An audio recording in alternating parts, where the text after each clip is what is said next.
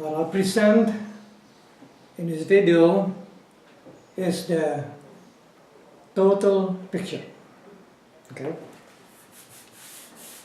Now when I say total picture, I can illustrate this by the circle. And of course, the circle's essence is the center.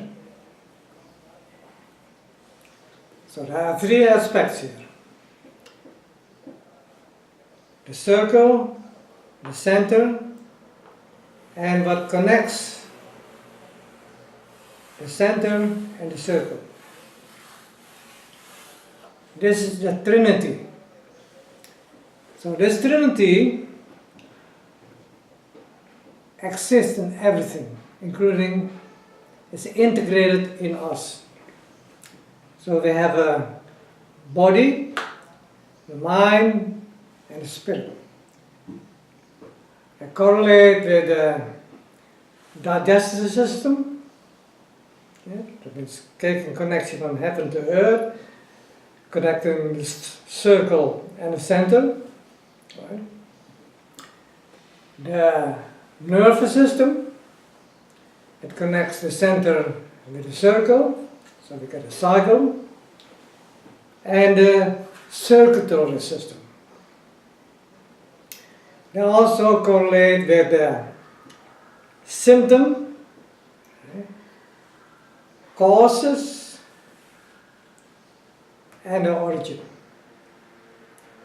Now, unless we understand how these three are one and can be used to solve any problem, until then, there's no solution. So today, obviously, there's not one solution for one problem, not even for the common cold or for a headache. And why? Because the thinking, the way of intelligence, the mind is used, is deductive. From the outer into the inner. That's why they use in science the microscope to see from the outside to the inside. And so that way it is not possible to see the totality, because you cannot be everywhere in a circle at the same time.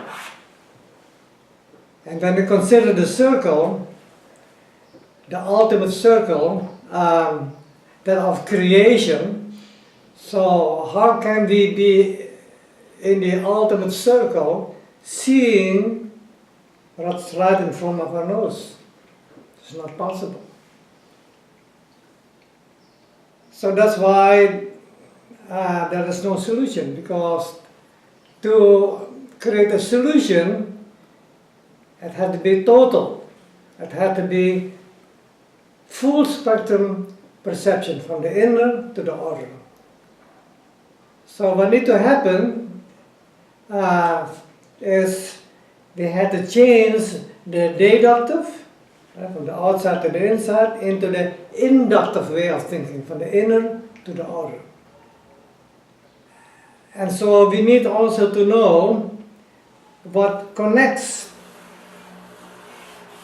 the circle and the center within us. We'll come to that point. Now, the center, that's the control point. That is the unconditional, the absolute center.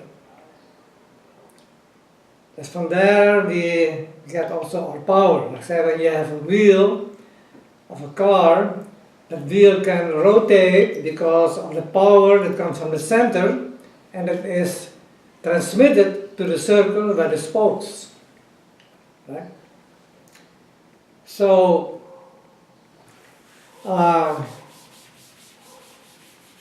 I've been talking here so far about this Trinity.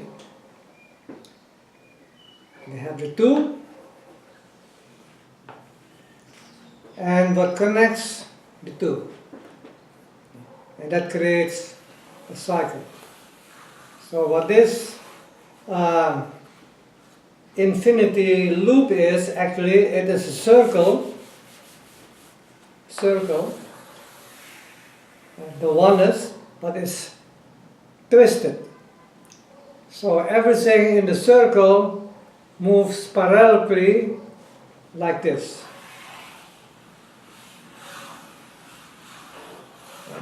So in all directions, the circle and the center, they move in, out, in, out, in, out, in, out, and they interact also like this, opposites interact.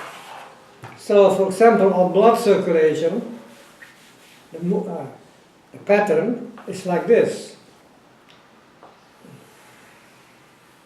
It connects in the opposite, it changes the direction of the opposites. It's like this. Horizontal, vertical, horizontal, vertical. You can see it also in the pattern of flowers, right? Like say when you have a dandelion flower, the yellow flower you see everywhere, goes wild. So these are the petals. Connect the inside, the outside, the inside and the outside. Sometimes in a simple way only have 5 patterns, like in a nightshade plan. 3, 5. Or 6. Now, let's understand the control point. The center and how it correlates with everything that's around. Everything around that is a cycle that calls order or a system, and it meets a control point, and that control point, that absolute, is a law. So unless the law is constant, absolute, unconditional, we cannot make order. We create chaos, disorder. And that's what's happened today. So today's world is controlled by laws which are not constant. Actually, those laws they change all the time. By whoever has the power to enforce the law, by the military, the police, or also has the money power to buy them, to protect those laws, enforce those laws, but then that is not absolute. So there's another power that comes out, well, we have better weapons, we can beat you, and then they control the law. And so this, I call this a ping pong law. It's not really a law, it's wishy-washy laws, regulations, rules, demands. So we have here 2 laws. Law is only one law, a law that cannot be changed, and laws that can be changed. So that also is part of the universal plan that we can use also our intelligence, our will, logic, in 2 ways. We can use it in an unconditional way, that means absolute, within the context of creation, and we can use it in an inconstant way. And today we have come to the very extreme of that inconstant. So that's why we have chaos. And that's why we don't have any solution. This also, what I'm just talking about, also is encoded in the symbol of the heart. See, the heart symbol begins at 1, becoming 2. So now the 2 have the same origin, and they cannot escape the oneness. All is one. So in order to maintain the oneness and to maintain anything that's within the oneness had to be maintained. That's why opposites having the same origin, they attract one another. That's why. So this is a magnet here, right? It's one, but then when we separate the one, and they attract one another. That's why. And this is the Trinity. It's a Trinity, right? So we create this energy release, the power that comes from the origin, but it is released in a dualistic way. That's why energy patterns are like this, right? Up, down, up, down, up, down, frequency. Right? But the real power, the original power, is unconditional, is one. Yeah? It's like the ultimate super glue, right? It doesn't move, yet it has the power, right, to contain everything.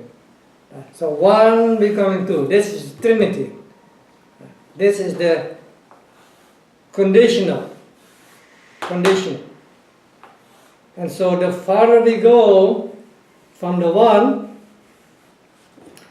the more we forget that all is one. And so consequently, on the human scale, we create concepts of right, wrong, good, bad, like, dislike, but none of the two can be precise, can be correct, because the precision, the oneness, is contained the two, they are one. But when we separate, this is right, this is wrong, this is good, this is bad, right? No matter how ethical you are in that line of reasoning, there always will be conflict, always will be war, always will be destruction. That's today. So no matter how much you demonstrate, protest, sign petitions, choose the perfect leader or the better leader, does not matter. That all will lead to self-destruction. So we had to be practical, but also in a practical aspect, we had to be precise. We have to understand what is a law and how to apply that law in our normal daily life, and that is missing. So we cannot solve the problems via the microscope, via science, the laboratory, create more problems. So today is, with more laws, we create more injustice. With more medicine, we create more disease. With more weapons, we create more war. With more money, we create more poverty. With more food, we create more starvation, and so on, and so on, and so on. With more science, with more research, we create more ignorance. So, so we know that this is an endless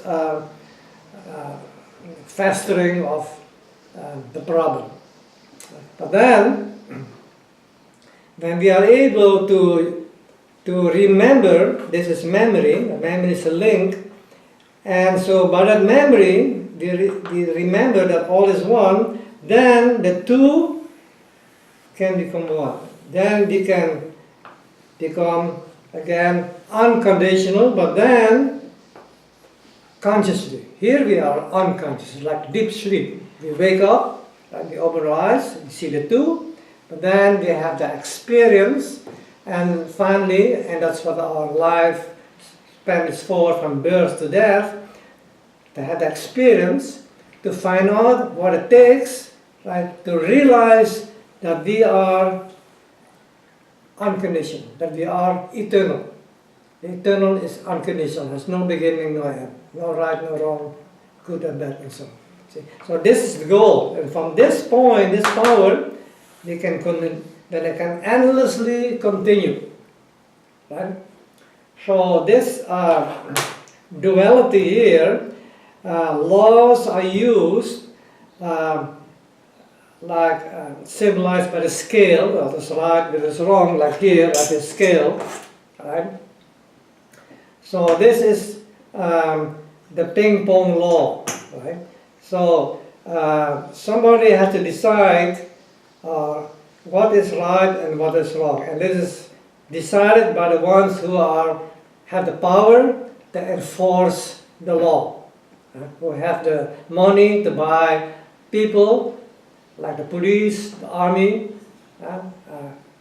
buy weapons, and to say, we are right and you are wrong because we can enforce the law, offer your laws, offer your interests, and that's today. So whoever holds the scale in the center like this, as long as it's not stabilized by the principle of oneness, right, we get endlessly this ping pong law. But then, when we manage to control that center, right, from within, the individual, and the individual have that control point within, because we are creation in the human form. So, since all is one, it's the first truth, right? The creator, the center, is also within us. And that is centered in our heart. That is the point zero within. So when we are able to control from within, and also from that, we can use our inductive mindset, seeing from the inside to the outside, the totality, right? We can do this. The individual can do this. See? So there is no manipulation possible. There is no right, there is no wrong, because we have the control point within that is utmost stable center. Right? So then that is the unconditioned. Then the two can be one. That's why people, when they pray to the Creator, that means actually the Creator here, point zero, they do this. Right? So the power is not here, it's not there. The power is in the oneness. So when we say this is right, this is wrong, then we only have half of the power, or a part of the power. Right? And we want to have the other part of the power, so we don't know how to get it, so we either steal it, right, by force, or beg for it, they are beggar, right? But then, do we really get the full power from the other side, for another person, right? So this is constant competition for authority, for survival. So animals in nature, they survive, they want to survive because they have not reached the ability to use their complete will and intelligence, right, to be logic about the precision from within. Right? And why they cannot do it is because of the way of eating food. We'll come to that point. So this is the principle. It's very simple. Everyone knows the symbol of the heart, but not necessarily understand what the symbol is all about. So I have here the conditional, the horizontal, the mind, and we have the vertical. That is the alignment between inner earth, that's the belly, the guts, and the inner earth, right?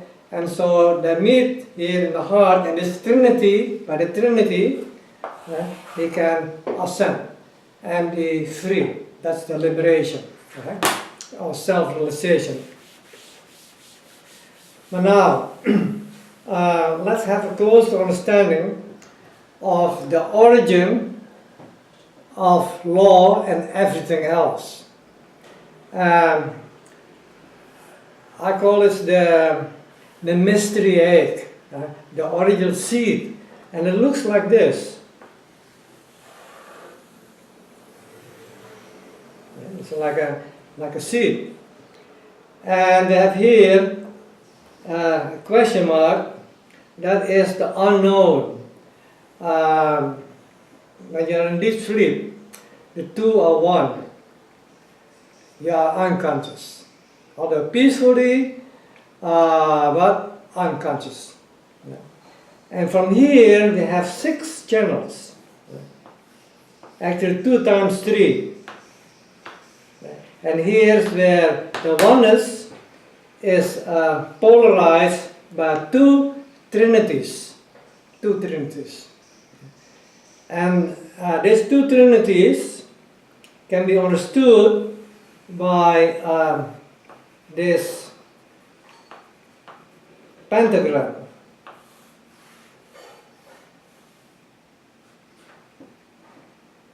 And how can we understand this pentagram? The 5 elements. That means the double polarity, that is the 4 directions. We have also the 4 directions within ourselves, is the 4 chambers of the heart, the 4 directions of the earth, like 4. So we have the double polarity, and they connect by a center. So we have here opposites without the center.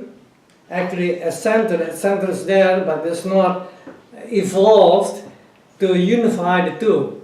So when the opposites meet, they create a reaction, because that center is not able to unify, to facilitate the unification of the opposite.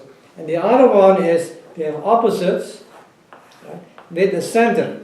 So opposites here, right, can be unified. This is infinity. So we have here two trinities. A trinity that can unify, and a trinity that can create reaction. Yeah? Because chemistry is alchemy. These are the two different laws. One law unifies and one law separates, like right and wrong, and creates the so-called the problem, war. That is internally or externally. Internally disease, externally by weapons. Now to explain this double trinity in the pattern of the pentagram is like this. So we have here the double polarity. One is descension, one is ascension. And we have here the unifying center to harmonize the opposites. Right? So the pentagram looks like this.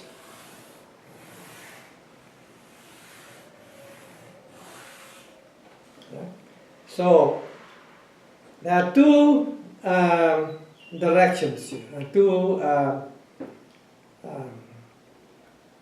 ways to unify opposites. One is opposites here, right? Opposites. But then we have here a unifying center. So we have here a trinity, and so by that we can continue the power that can be released from the duality in a circular way. And here we have also a polarity, and we have here a unifying center, so we can continue that circular motion. And here we have also the opposites and the center, and so we can continue, right? So now we have here one trinity. Okay? This upper part, trinity here. And here we have also a trinity, but the center of the trinity is so-called unmanifest. But it's there because by this two alone it can create reaction. So when opposites, like here, opposites here, don't